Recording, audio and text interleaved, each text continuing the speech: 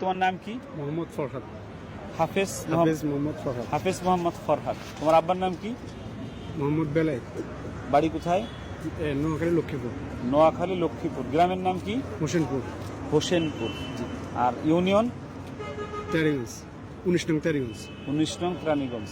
আর কি রিক্সা ধরছো নাকি মাদ্রাসায় পড়াইছো?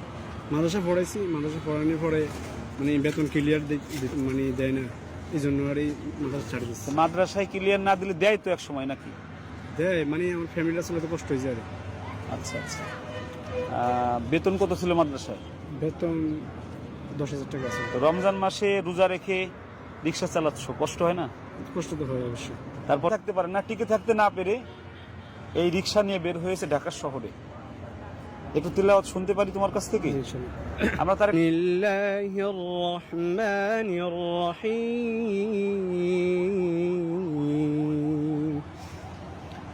واتل عليهم نبأ إبراهيم إذ قال لأبيه وقومه ما تعبدون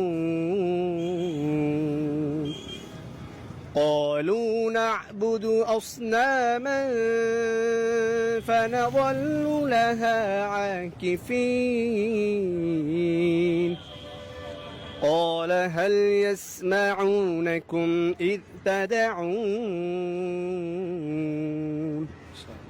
أو ينفعونكم أو يضرون قالوا بل وجدنا آباءنا كذلك يفعلون قال أفرأيتم ما كنتم تعبدون أنتم وآباؤكم الأقدمون فإنهم عدو لي